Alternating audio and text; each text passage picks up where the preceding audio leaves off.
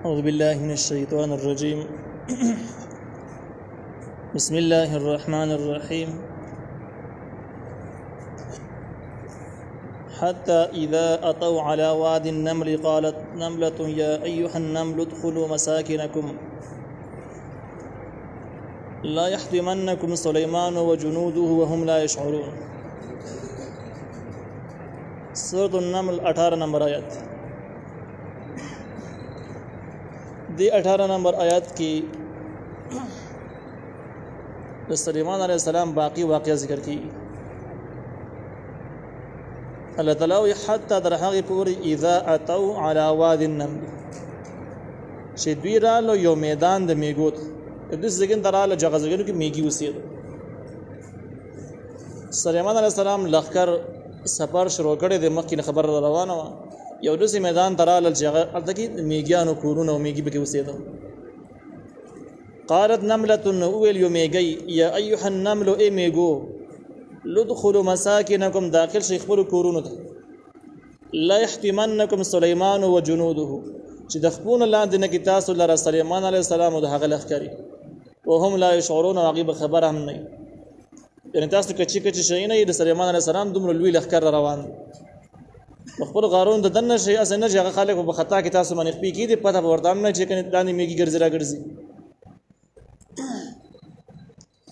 د دې آیات نقل کولو کې د نړۍ زیات سبقونه پراته دي. یو سبق پکې دا دی چې هر مشر دا به د خپل کشرانو هغه د ژوند د سہولیات او د اسباب خیال به ساتي د خطراتونو به بچ کی خطرات چې څومره مخه ته راځي د هغه اندازه به لګي هغه مخنیوي به کوي. نو میګو چې کوم مشر دی نو هغه هم خپل میګو ته وځي غارون ته نه شي. سليمان عليه السلام د هغه لخر روان دي چې خپې در باندې کې نه دي خراب هم نه کی او دوی ته په پته هم نه نو هم لا يشعرون کې دا مسله معلومه شو چې میګیم په دې خبره باندې پیږي چې پیغمبران د غیب او علم نه لري. نو سليمان عليه السلام په تاسو باندې خپې کېږي خبر بنئ پته ورته نه ځکه چې د غیب او علم وسره نشته. نو بس دا وینا د میګي چې کم دنو الله تعالی سليمان عليه السلام وګونو ته ورسول او سليمان عليه السلام واورید فتبسم نو دا مسکیش ضاحکا نوی خندل من قولها د وینا د میګینا چې میګي دا خبره واورید نو وی خندل اول مسکیش به وخندل چې کله د میګي دا خبره واورید څومره وخیاره میګي دی. علماء لیکلي دي چې په مخلوقاتو کې د انسان او د پیرینو چې علاوه شمار کی د ټول نه زیات زیرک او خيار چې کم دي د میګیان دي او دې باره کې دومره لیکلي دي چې د میګي دومره وخیار چې کړه دانه بیا مونږ دانه پیدا کی بیا مونږ نو پرې مز باندې کټ کې نیمه کی چې دا تیغه ونه کی او ګره سې کې دنو کې دې چې دا نمل وکي زما کې کوز او د نمل د وجنه تیغه شروع کی نو در دانه اول سر کې په مز باندې نیمه کې تیغه نه وګاس نو به داغه نه بعد جمع کوي جمع د پاره او د جمع د پاره پورا خزانه جمع کړي چې کله جمع راشي به د دې مشکلات نه د دې قوت شامه چې کم د پوزي کم احساس شته هغه انتهایی تیز دی په لور حدود کې د پته لګي چې څنګه دانی پرتی ځکه کې خبره تاره خوراک سامان پروت دی د اندازات وته لګي د ډیر لری فاصله پوري.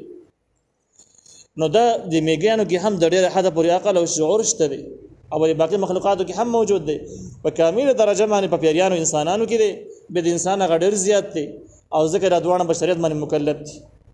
به د انسان ذمہواری سیواری د پیرینا اسلامي نظام او اسلامي خلافت قائمول د انسان ذمہواری ده ذکر د شعور او ادراک ډیر زیات قوي دي. باقي مخلوقاتو کې هم شته په درجه باندې بچا کې ډیر د چا کې کم دي خو میګو کې ډیر زیات.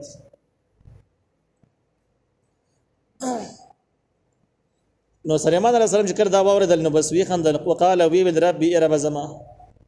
اوزعني مال توفيق راكي ان اشكر نعمتك التي انعمت علي چې زه شکر ادا کوم ستاسو هغه نعمت چې تا کړو په ما باندې. نو بده ځکه کې سليمان عليه السلام متعلق یو دا ذکر شو چې مسکیش او دویم دا چې وی خندل او بیا د خندا درې قسمونه یو تبسم موسیقي ته ویل کی زیحک خندا ای خندا ته ویل کی سړی په خپل باندې ووري خلک یې وانه ووري پټه غوند کی شي. نو دا دوه خنداګانې سليمان عليه السلام متعلق ذکر شوې. درې مجده قهقه ده هغه دومره په تیز باندې داخله کې مسواوري دغه ذکر نشو ځکه چې تبسم او ضحک د خوشحالۍ په بنیاد باندې او قهقه چې کوم په تیز زمانه خندا ده دا د غفلت په وجه باندې چې کله زمانه غفلت غالب شي او انسان احساس کمزور شي د ګناہوں په وجه باندې د نشو په وجه باندې د ډیرو خوبونو په وجه باندې نو بیا د دین کله چې احساس مړ شي نو بس دغه شان خندا به خلک کوي او د او څنګه پیغمبرانو خو د غفلت نه بیخي پاکي غفلت کمزوري د عیب دی بلکې نه نو بده وجه دریم قسم خندا به کې د سر ذکر نشو او که هغه کوم په تیز زمانه خندار نه د دې شرعي حکم دار چې مانځه کې چا وکړه نو باقی دا او د سی وسره هم ماتيږي موږ کوم دي او د سی ماتيږي په تیز خندا باندې چې بل کس وسره واوري نو بده ځکه کې د خندا دوه جایز قسمونه ذکر شو او بیا سليمان عليه السلام ویل ربي اوزعني ان اشكرك نعمتك التي انعمت علي مال توفیق راکې زر شکر ادا کوم ساده هغه نعمتونو چې تا کړې په ما باندې نو دې کې دې مضمون ته اشاره ده چې کله الله تعالی نعمتونه درکړل احسانات در باندې وکړو او د څه شي درکړل چې مخکې نو درکړي بل چاته نو ورکړي تا ته ملاوش نو پکار د سره شکر وباسي بیا شکر په مختلفو طریقو سره ادا کولی شي په لفظ د شکر سره د شکر ادا کولی شي په لفظ الحمدلله سره ادا کولی شي او چې کله ته د شکر د پاره دعاګانې غواړي د شکر توفیق راکړي دا هم د شکر ادا کولو یو طریقه ده دریم قسم طریقه ده نو سليمان عليه السلام د شکر ادا کولو دعا وغوښتله چې مستقیل ساده نعمتونو شکر وباسم او بس د شکر پابند پاتې شي د هغه نعمتونو بارکه انعمت علی چې تا کړی دی په ما باندې وعلى والدي ازما په پلار باندې زما په پلار ته چې کوم احسانات کړی د داغي هم ما نه پکار د شکر ادا کړ دین دا مسله معلومی کې چې د مور او پلار احسانات چې کوم دي کوم نعمتونه چې الله ورکړي دي نو د پلار احسانات او د مور احسانات د بچو احسانات هم دي چې چا د مور سره خېګړه وګړه د پلار سره د شوره کې تاسو سره چې خېګړه کړي او دا څنګه کوم نعمتونه چې الله تعالی دوی ورکړي د رسیدل کې تعالی چې هم درکړي د ستاسو مور او پلار دي نو دغه شکر ادا کول هم په اولاد باندې ضروری دي وان اعمل صالحا ترضاه او دا چې زده سي عمل وکم صالحا چې نیک عملي ترضاه چې ته راضي کیږي د سي عمل توفیق راکړي چې بغیر باندې راضي کیږي د راضي کېدل په معنا د قبولولو سره دی چې د سي عمل زوکه مجغتا ته قبول او منظور شي نو د دې ځکه نه دا وان اعمل صالحا ترضاه کې دا مضمون دی چې کوم نیک اعمال ته وکړي نو ډاډه کېږي مې بس ډایرکټ ترې د قبول شوی بلکې د نیک اعمال د قبول نه بعد دعاګانې غواړي چې قبول شي امام ابن کثیر رحمه الله وایي چې دا نیک عمل او د قبول دلو منځ کې هیڅ قسم لزوم نشته چې دا نیک عملو کو ډایرکټ قبول شو د څه خبره نشته د قبولولو خپل اصول د خپل شرایط دي چې هغه شرایط برابر شي الله قبليږي او دویمه دا چې کله نیک عمل وکړي نو دا غینه بعد دعاګانې غوښتل د ټولو پیغمبرانو سنت دغه حکمت دا چې کله ته دعاګانې نه غواړې نو دې معنی بدای ته مکمل ډاډای په الله تعالی باندې ډاډه شوی چې بس ما دغه عمل او کار میکړه د جنتی یم په الله تعالی باندې ډاډه کېدل دا هم ایمان خرابوي او د الله تعالی نه مکمل مایوس کېدل دا هم ایمان خرابوي ختميږي ایمان ایمان پاتې شي چې کله سړی هم یریږي هم تمای یره ته مینځ کې چې کله ژوند تیرې دا ایمان دی چې کله یره غالب شي هم ایمان لاړو چې کله تم غالب شي ډیر زیات شي نو هم ایمان لاړو ختم شي په دې وجه مفسرین لیکلي دي چې ایمان د څه واخله ګویا چې دا یو مرغۍ شو او د دې دوه وزاري دي یو وزاري تم ده بل وزاري یره ده نو بده کې چې کوم تم غالب کېدل او یره کمزوري کېدل دا څه بایله کې د مرغۍ نه چې وزر واچي نو مرغۍ به ضایع کیږي زناوري خوري خرابي دا شان کې یره غالب شو خو تم ختم شو لبیغه سره مایوس شوی دی چې الله می بخینه بیا یې وزر کټ او چې وزر یې کټ شنو د شیطان شکار بشي شیطان به گمراه کی بیلاری به کی نو نیک اعمال دعاګان رسته دعاګان کول مو هم دغه مطلب ده چې د تم یو د یې مېز کې سره ژوند دی مکه سورۃ بقره کې هم دغه مضمون تر شوی دی ابراهیم علی السلام بهترین عملو کو د خانقاهي بنیاد کې خو دو هغه نه بعد ډیر زیات دعاګان وختري چې مکه د هغه باس تر شوی وادخلني ما داخل کی برحمتک بفضل رحمتک فی عبادک الصالحین بخپل نه کانو بندگانو کې لدينا معلومه شو چې ټول پیغمبران د الله تعالی رحمت ته محتاج دي خود مختار خلق نه دي د سینه د چې د الله تعالی رحمت ته ضرورت نشته د سینه ټول پیغمبران د انسانان دي مخلوقات دي او ټول مخلوقات به شمول د پیغمبرانو باندې د الله تعالی رحمت ته محتاج دي نو دغه ځای بوله سليمان عليه السلام د دعا خبره شو وتفقد الطير فقال ما لي لا ارى الهدهد وتفقد او تفتیش وکړو یای حاضری واغستره تفقد چې کوم دی تفقد دا یو شی لټولو ته ویل کېږي، تلاش کولو ته ویل کېږي، معلوماتو حاصلولو ته ویل کېږي. دغه ټولې معنی صحیح دی چې تفتیش وکړو، معلومات حاصل کړو، حاضري واغستله الطیر د مارغانو. د دې مطلب دا چې سلیمان علیه السلام کوم ځګین ته سفر او غزګین ته ورسېد، چې کله ورسېد هغې نه بعد د خپل لښکر حاضري واغستله، اندازې ولګوله چې څوک حاضر دي څوک غیر حاضر دي، شته او که نشته دی. نو دا هم دغه سبق شو. هر مشر که هغه د کور مشر دی او که د کلي دی او که د وطن مشر دی، د ده ذمهواري ده چې د خپلو کشرانو د خپل ماتحت خلکو پوره احوال به معلومه چې شته که نشته، څه کار کوي، څه حالاتو کې.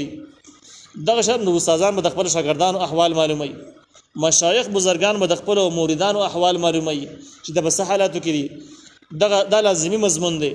او صحابه کرامو د نبی علیه السلام هم دغه اصول، نبی علیه السلام ټول صحابه کرام پوره احوال معلومول چې د فلانې څه شو، بیمار دی که بل څه مشکل دی، چې بیمار او بیمار پړسۍ ده به ورغی بل څه مسله به د هغې د حل کولو لپاره به یو تدبیر ولټاوه. نو سلیمان علیه السلام هم دغه طریقه وکړه. او عام طور په کورونو کې د کورونو د مشرانو هم دغه ذمهواري ده چې خپل کشرانو احوال به معلوموي، د چېرته ګرځي، د چا سره ګرځي، څه کارونه، څه ذمهوارۍ سنبالوي، خپلې ذمهوارۍ پیژني که نه پیژني، دیني او دنیاوي صلاحیتونه یې څه دي، کور ته به څه ټایم راځي، څه ټایم د کور نه وځي، او بې اجازې وځي که به اجازت باندې وځي، دا ټول احوال به مشر معلوموي. که دې معلوم نه کړو د کشرانو څه جرایم او ګناهونه کول، او د مشران په ذمهوار دي. او دغه مضمون بیا حدیث مبارک کې داسې هم دی چې الا کلکم راع وکلکم مسؤول عن رعیته. تاسو کې هر سړی به د شپنکۍ غونډه کې مثال د شپنکۍ غونډه کې تپوسونه به الله تعالی بیا کوي د کشرانو باره کې. فقال ما لي لا ارى الهدهد. سلیمان علیه السلام ویل ما لي سوجر زما دپاره لا ارى الهدهد چې زه نه وینم مولا چرګک. هدهد هغه مرغۍ ته ویل کېږي چې غټه قرقرې پر سر باندې پورته ولاړی، پښتو کې د مولا چرګک. ام کان من الغایبین کې دا د غایبونه دی. دې آیات کې دا سبقونه دي. یو سبق دا دی چې ګوره سلیمان علیه السلام د مرغو ازري واغسته، د نورو ازري خود به خود واغسته، د هغې معلومات خو اسان شي. لیکن مرغۍ چې کوم یو هوایي مخلوق دی د هغې حوالې هم معلوم کړه چې شته که نشته، ازري دي که ازري نه دي. نو په دې کې یو مولا چرګک چې کوم دی نه غیر حاضر دی، نشته دی. د مولا چرګک چې کوم دی د جسم په لحاظ سره به چې مرغۍ ده وړه کمزوري مرغۍ ده، غټه نه ده. او دویم د دوی د نسل چې کوم دی دا ډېر زیات کمي، دا ډېر نه وي. په غونډه علاقه کې یو مولا چرګک په تاسو یې لیدلی یا به نه لیدلی، ډېر زیات کم کوزي، تعداد یې سیوا نه دی. نو ګوره نور مخلوقات خو پرېږده وه چې سلیمان علیه السلام مولا چرګک ته پام چې دا پکې نشته. د دې نه دا مسله معلومیږي چې کله ته د یو قوم مشر شوې، د یو کور مشر شوې، د یو علاقې مشر شوې، ته به زیات نظر چې کوم دی نو په کمزورو خلکو باندې ساتي، چې کوم کمزوري دي هغه به ګوري چې څه احوال به تېرېږي او په کوم ځایونو کې دي، په کوم ځایونو کې نه دي، د چا عقل کمزور دی، د چا جسم کمزور دی، څوک غریب دی، څوک بیمار دی، همدغه کسانو به زیات نه خیال ساتي، زیات په نظر کې به ساتي. نو په دې وجه سلیمان علیه السلام دوی کمزوري مرغۍ ته پام چې دا پکې نشته، غیر حاضره ده. ام کان من الغایبین کې دا د غایبونه ده. نو دویم سبق په دې ځای کې دا د سلیمان علیه السلام نه چې کله مولا چرګک غیب شو، نو هغه وویل چې یا خو د مولا چرګک زه یې نه منم، په نظر کې مې څه چل دی، او یا دا چې اړو راغلی نه غیب دی، شته دی نه. نو سلیمان علیه السلام ډایرکټ ونه ویل چې مولا چرګک ورک دی او پلانکې ځای ته تللی دی، ما ته یې پته داسې ونه ویل. د دې نه دا مسله معلومېږي چې هېڅ یو پیغمبر هم د غیب د علم نه خبر نه وي. او که سلیمان علیه السلام د غیب نه خبر وي نو ډایرکټ یې ویلي وی چې مولا چرګک سبا ښار ته تللی دی، اول دکې ناست دی او دلته کې نشته. بې د خلکو نه تپوس هم نه کوو، بې د شک هم نه کوو چې که زما نظر کار نه کوي که نه دې غیب شوی دی، شته دی نه. د دې نه دا مسله معلومېږي چې هېڅ څوک هم د الله تعالی نه علاوه په مخلوقاتو کې د غیبونه نه دي خبر. چې دا مسله کله معلومه شوه نو پته ولګېده چې په شیعګانو کې هغه ډلې چې هغې وایي د وخت امام چې کوم دی نو دا د دنیا د هر حال نه په هر ټیم کې خبري. دا مسله مکمل غلطه ده، ځکه چې کله پیغمبر ته نه خبرېږي، سلیمان علیه السلام غوندې هستي ته نه خبرېږي، عام سړی به دې څه خبر شي. دا شان کې ځینې بریلیان د نبی علیه السلام باره کې عقیده لري چې هغه حاضر ناظر د هر څه نه خبر دی. نو چې کله د سلیمان علیه السلام غوندې کې لویه هستي هغه د مولا چرګک نه خبرېږي چې دی په لښکر کې دی، د لښکر یو جز دی، یو فرد دی، او دې ته نه دی خبر چېرته کې دی. عام خلکو نو عام د بل چا باره کې به ته څه ووایي چې هغه د عام انسانانو نه ټیم په ټیم باندې خبر شي، نشي کېدلی چې هغې په لښکر کې هم شامل نه دي، بیا دې هم خبر شي، څنګه به دې خبر شي، بیا چې هغه وفات شوی دی په دنیا کې شته دی نه بیا به دې څنګه خبر شي. نو علم غیب صفت د الله تعالی د مخلوق لپاره ثابتول دا د شرک په علم ویل کېږي، دا د شرک یو قسم دی. نو دا مسله د معلومه شوه سلیمان علیه السلام د دومره لوی هستۍ کېدو باوجود غیب او علم یې نه لرل.